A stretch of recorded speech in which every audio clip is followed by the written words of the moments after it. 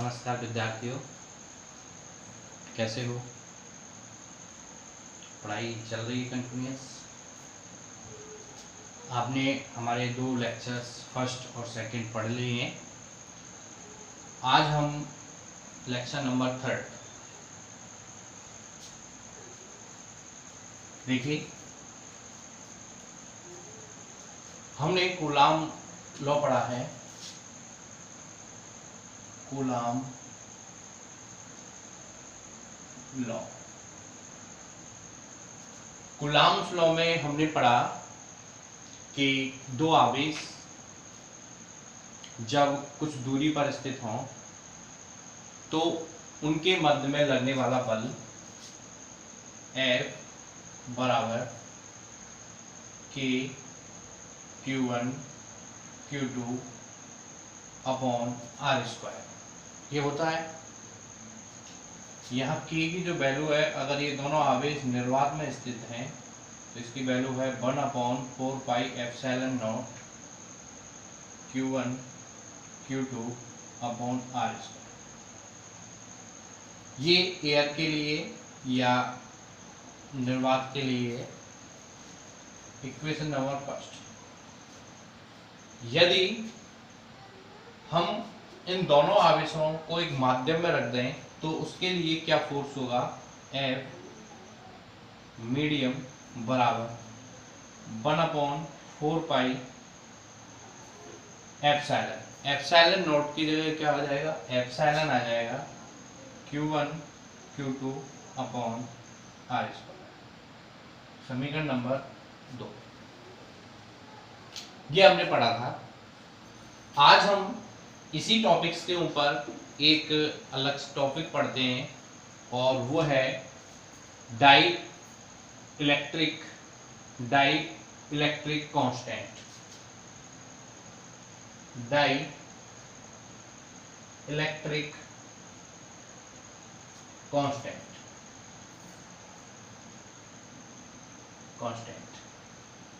ये अपने आप में एक मॉस्ट टॉपिक है, यानी परावैद्युतांक।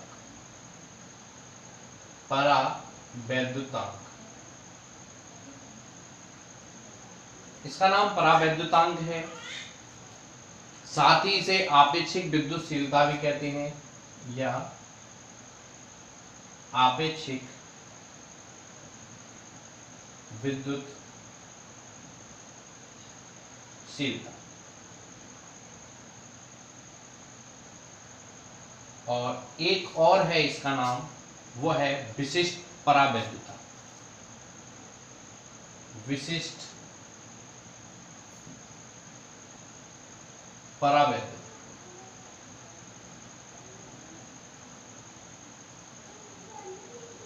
इन सभी नामों से इस कांस्टेंट को जाना जाता है। ठीक है, या तो डाइलेक्ट्रिक जिसको परावैद्युतांक कहते हैं, या आपेक्षिक विद्युतशीलता कहते हैं, या विशिष्ट परावैद्युता कहते हैं। अब इसको समझने के लिए हमें इक्वेशन फर्स्ट और इक्वेशन सेकंड पर जाना पड़ेगा। इक्वेशन फर्स्ट और इक्वेशन सेकंड पर जाना पड़ेगा। अब क्या है, अगर हम समीकरण 1 में अगर हम भाग दे दें किसका? समीकरण 2 का, तो देखिए भाग देते हैं F एयर बटे F मीडियम बराबर 1/4πε0 Q1 Q2 upon R² upon 1/4πε Q1 Q2 upon R²। 4π से 4π कैंसिल हो गया, Q1 Q2 से Q1 Q2 और R² से R² कैंसिल हो गया। हमारे पास क्या प्राप्त हुआ? ये राशि ऊपर चली जाएगी, एप्सिलॉन बटे एप्सिलॉन नॉट। ठीक है, इस एप्सिलॉन बटे एप्सिलॉन नॉट का जो रेशो है वही आपका परावैद्युतांक कहलाता है, और इसको हम एप्सिलॉन R या कुछ बुकों में इसको कैपिटल K से भी व्यक्त करते हैं। इस एप्सिलॉन आर या के को हम परावैद्युतांक कहते हैं, या आपेक्षिक विद्युतशीलता कहते हैं, या विशिष्ट परावैद्युता कहते हैं। तो यहां से हमारे पास एक फॉर्मूला निकल के आया, एफ एयर बटे एफ मीडियम बराबर एप्सिलॉन बटे एप्सिलॉन नॉट बराबर एप्सिलॉन आर। यहां से इसकी परिभाषा निकल के आ सकती है, एप्सिलॉन को बोलते हैं निरपेक्ष विद्युतशीलता या माध्यम की विद्युतशीलता। तो माध्यम की विद्युतशीलता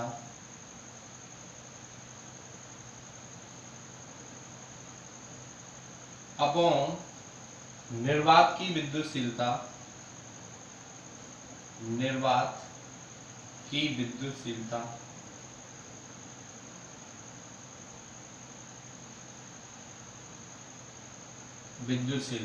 बराबर एप्सिलॉन आर।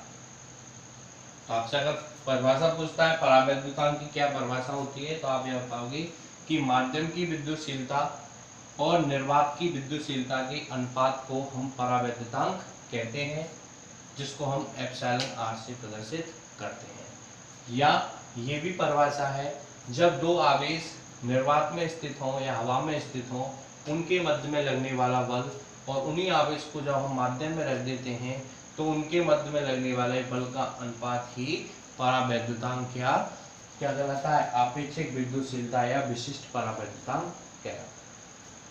ठीक है, अगर आपसे पूछे कि ये परावैद्युतांक कैसी राशि है, तो परावैद्युतांक एक विमाहीन राशि है।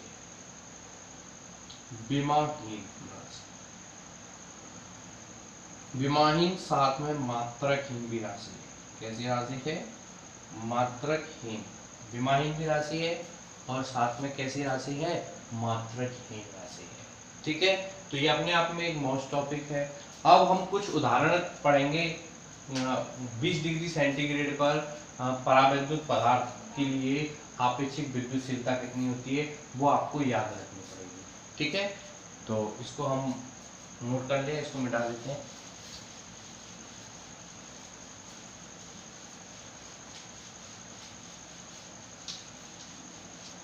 देखिए, आपको मोस्ट याद रखनी पड़ेगी। जैसे हवा के लिए अगर आपसे पूछता है, टेबल बना लेते हैं, हवा यानी ये परावैद्युत पदार्थ हैं और इनके लिए ये परावैद्युत पदार्थ हैं, परावैद्युत पदार्थ, और ये इनका एप्सिलॉन आर परावैद्युतांक का मान है। हवा के लिए आपको याद रखना पड़ेगा, इसके लिए 1.0059 होता है। ठीक है, हवा के लिए परावैद्युत का मान। कांच के लिए 5 से 10 कितना होता है? 5 से 10। आशुद्ध जल के लिए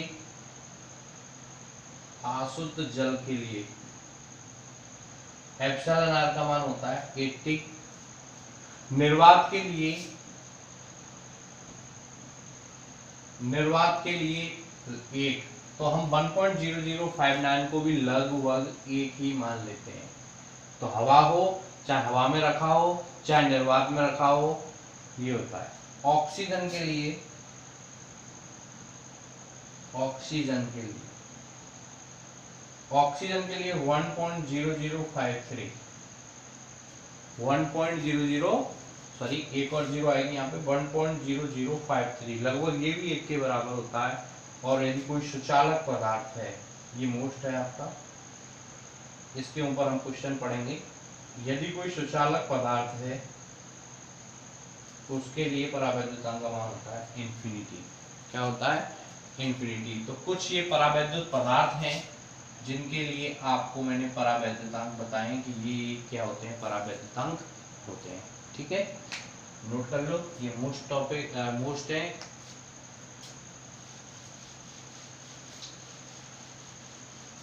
अब हम पढ़ते हैं इसके ऊपर क्वेश्चंस।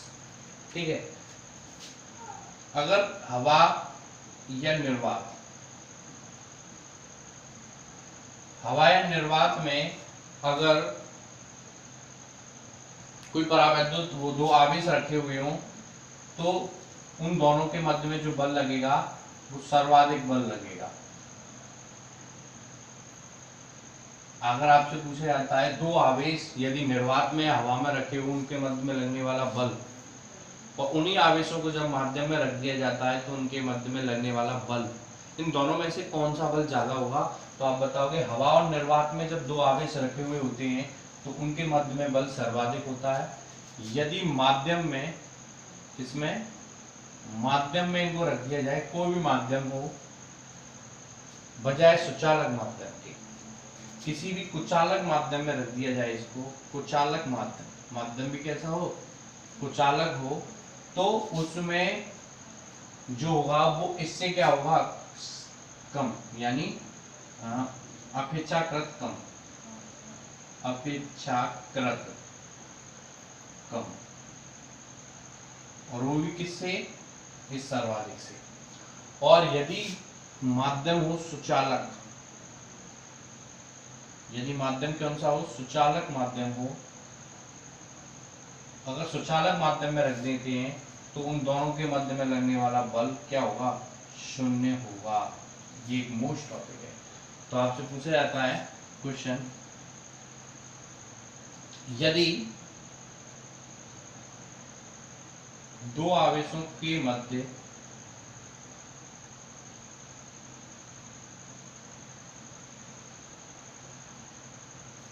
पीतल रख दी जाए, पीतल,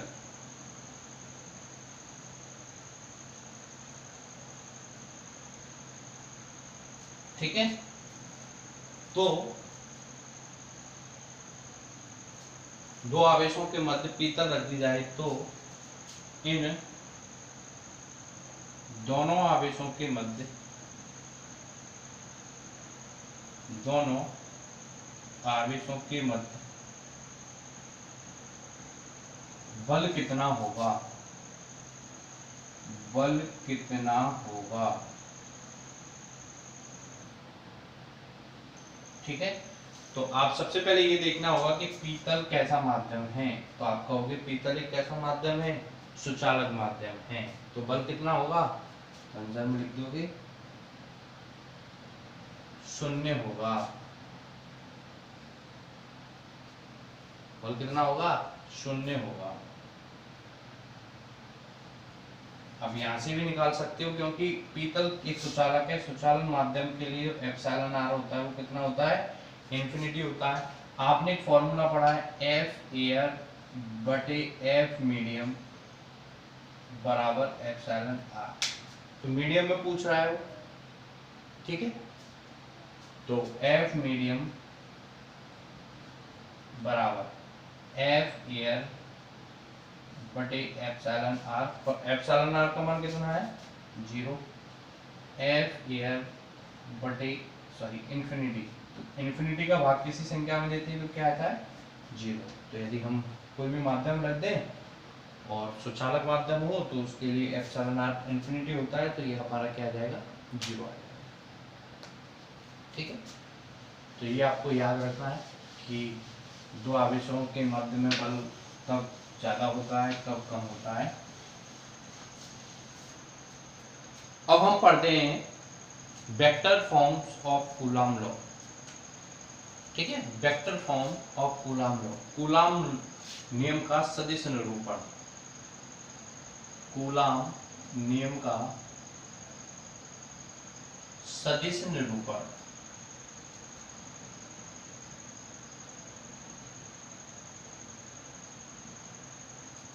ठीक है, कूलॉम नियम का क्या है? सदिश निरूपण। अब कूलॉम नियम में हम किसकी बात करते हैं? कूलॉम बल की। कूलॉम के नियम में हम किसकी बात करते हैं? दो आवेशों के मध्य में क्या लगता है? बल लगता है, उसको हम क्या कहते हैं? कूलॉम बल या विद्युत बल कहते हैं। और बल एक कैसी राशि है? सदिश राशि है, तो इसलिए इसका क्या किया जाता है? सदिश निरूपण किया जाता है। तो सदिश निरूपण को व्यक्त करने के लिए हमें एक निर्दिष्ट तंत्र की आवश्यकता होती है, तो हमने मान लिया एक द्विविमीय निर्दिष्ट तंत्र है,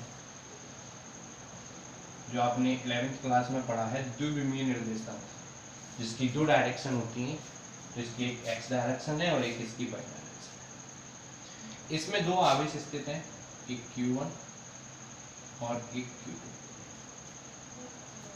ठीक है, q1 का मूल बिंदु के सापेक्ष जो स्थिति सदिश है वो है r1 वेक्टर और इसका जो स्थिति सदिश है वो है r2 वेक्टर। ठीक है, तो दो आवेश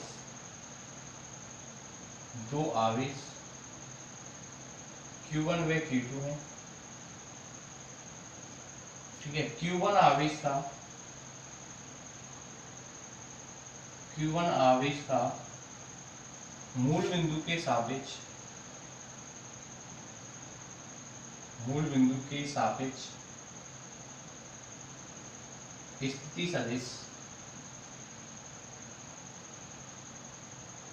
स्थिति सदिश r1 वेक्टर व q2 का मूल बिंदु के सापेक्ष स्थिति सदिश क्या है, r2 वेक्टर है। ठीक है, तथा q2 का q1 के सापेक्ष स्थिति सदिश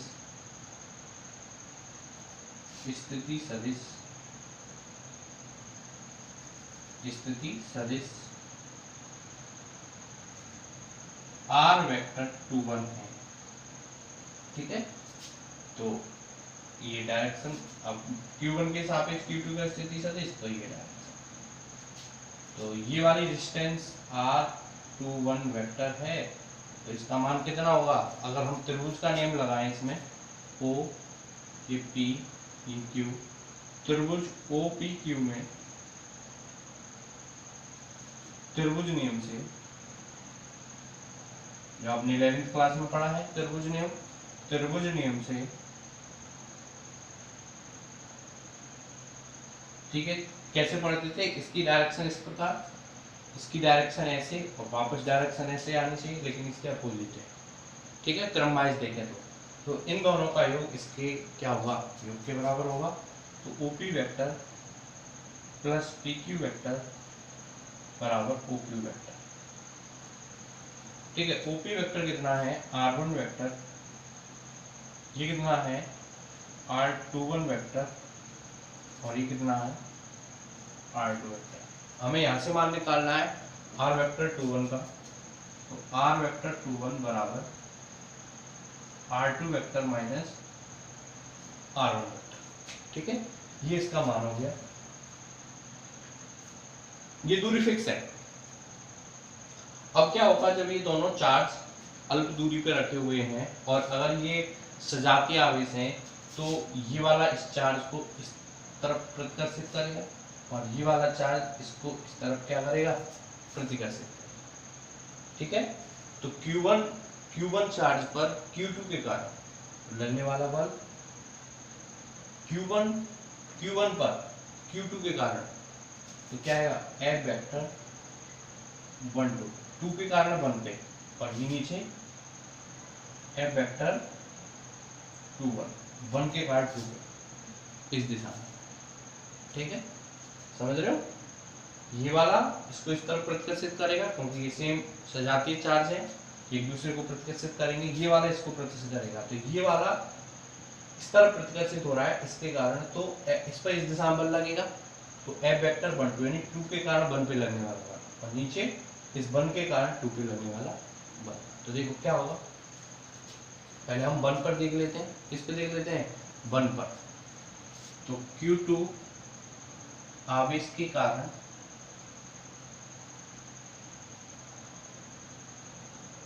Q1 पर लगने वाला बल,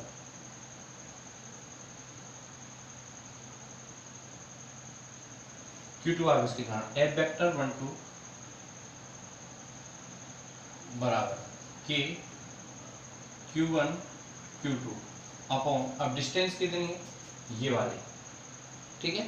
अब डिस्टेंस कितनी है, ये वाली, तो हम इसमें से इसको घटाएंगे, ठीक है, क्योंकि ये दूरी फिक्स है, इसमें कोई दिक्कत नहीं। r1 vector minus r2 vector के मोड का होल स्क्वायर, डायरेक्शन क्या है, 2 से 1 क्यों, r कैप, 2 से 1 क्यों, समीकरण नंबर 1। इसी प्रकार Q1 आवेश के कारण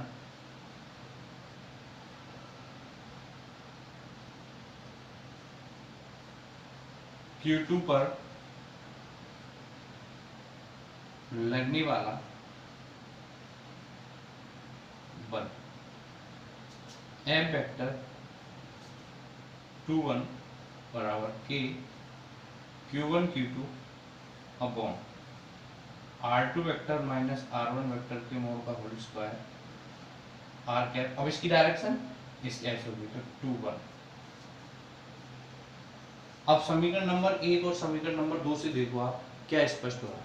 समीकरण 1 और 2 से स्पष्ट हो रहा है कि K Q1 Q2 Q1 Q2 ये फिक्स दूरी है, ठीक है, क्योंकि मोड लगा दिया है मैंने, और मोड से केवल दूरी मापी जाती है, ये नहीं देखिए इसकी डायरेक्शन क्या है। तो हम समीकरण 1 और समीकरण 2 से देखते हैं, इसकी डायरेक्शन इस प्रकार, इसकी डायरेक्शन इस प्रकार दिख रहा है। समीकरण 1 व समीकरण 2 से r कैप 1 2 व r कैप 2 1 विपरीत सदिश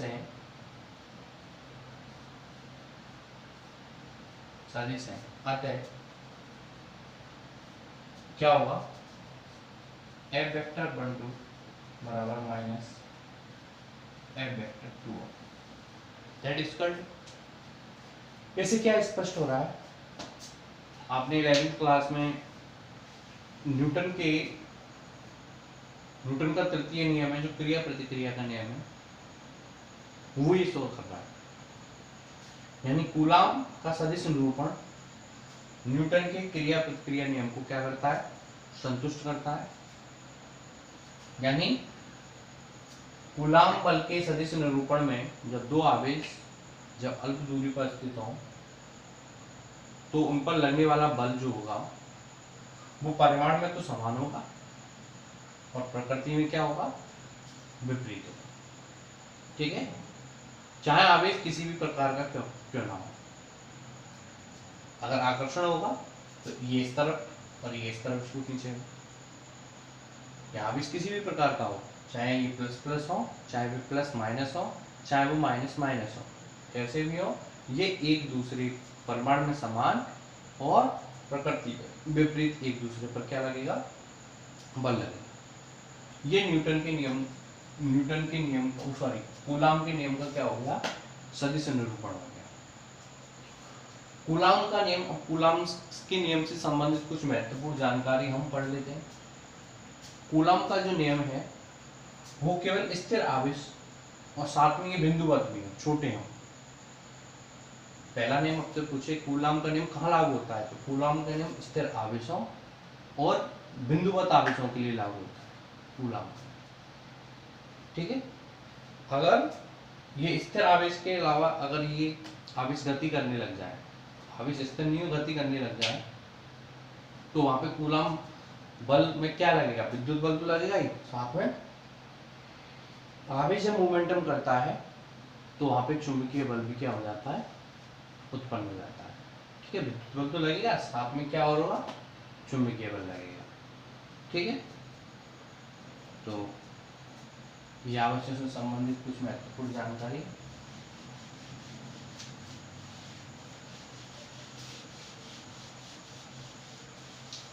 अब क्या इससे संबंधित हम कुछ आज एक न्यूमेरिकल्स कर लेते हैं, वो जो बहुत इम्पोर्टेंट न्यूमेरिकल है। इस न्यूमेरिकल के आने की संभावना हर समय रहती है। तो न्यूमेरिकल क्या कहता है उसको हम देख लेते हैं। न्यूमेरिकल क्या कहता है, न्यूमेरिकल कहता है कि अगर हाइड्रोजन परमाणु है, कोई हाइड्रोजन परमाणु है और हाइड्रोजन परमाणु आपने देखते हो 1H1 होता है, 1H1 यानी अक्सर देखें तो उसमें एक ही प्रोटॉन होता है और एक ही इलेक्ट्रॉन होता है। तो एक हाइड्रोजन परमाणु में एक प्रोटॉन है, एक इलेक्ट्रॉन है और इनके मध्य की डिस्टेंस दी हुई है उसने 5.3 r बराबर 5.3 गुणा 10⁻⁻11 मीटर। ठीक है, हाइड्रोजन परमाणु है। हाइड्रोजन परमाणु में हम जानते हैं एक ही प्रोटॉन होता है, क्योंकि हाइड्रोजन परमाणु को हम व्यक्त करते हैं 1H1 से। तो इसमें नीचे वाली क्वांटिटी को देखो तो आप नीचे वाली क्या है, 1 वही प्रोटॉन होता है, वही इलेक्ट्रॉन। प्रोटॉन को हम प्लस से प्रदर्शित करते हैं, इलेक्ट्रॉन को हम माइनस से प्रदर्शित करते हैं। तो वो कह रहा है कि इन दोनों के मध्य में F यानी, और वो भी कौन सा है, F इलेक्ट्रिक फोर्स, विद्युत बल का कैलकुलेट कीजिए।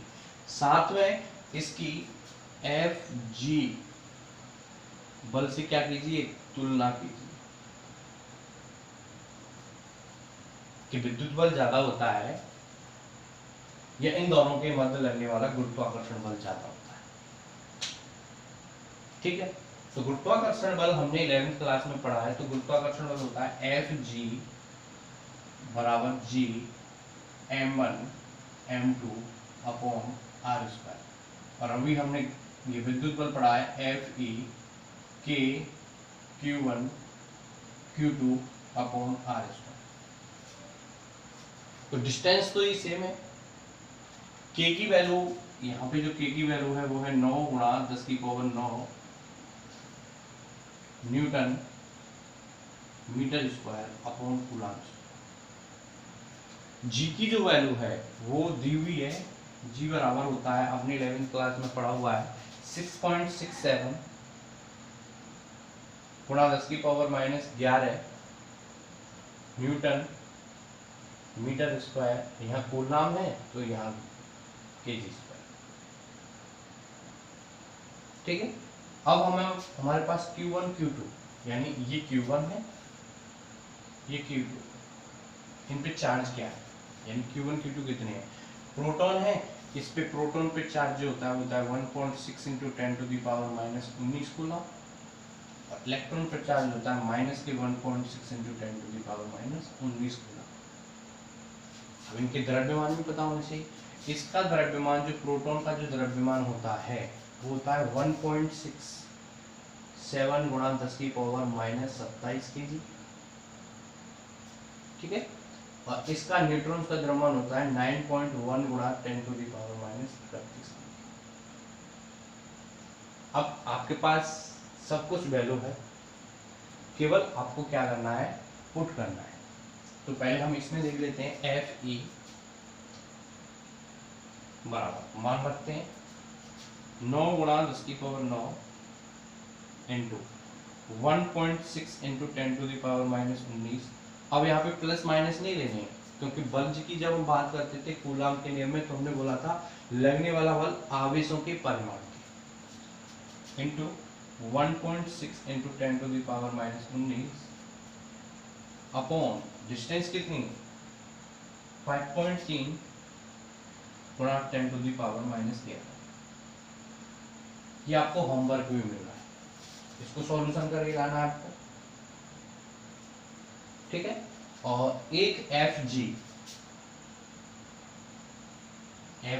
G की वैल्यू रखो 6.67 गुणा 10⁻⁻11 इंटू m1 ये है, इसका मास है 1.67 × 10⁻⁻27 इंटू 9.1 × 10⁻⁻31 अपॉन 5.3 गुणा 10⁻⁻11 का होल स्क्वायर।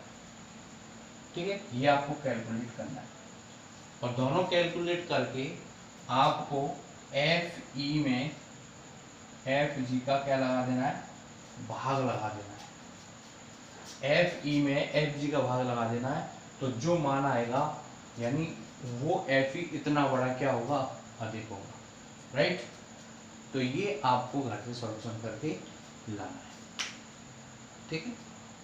आगे कल जो है वो आगे इसके और न्यूमेरिकल्स पढ़ेंगे, इसको आप सॉल्व करके लाओ और आगे कमेंट बॉक्स में आप आंसर बता सकते हो सॉल्यूशन कितना आंसर आया है। Thank you very much and bye.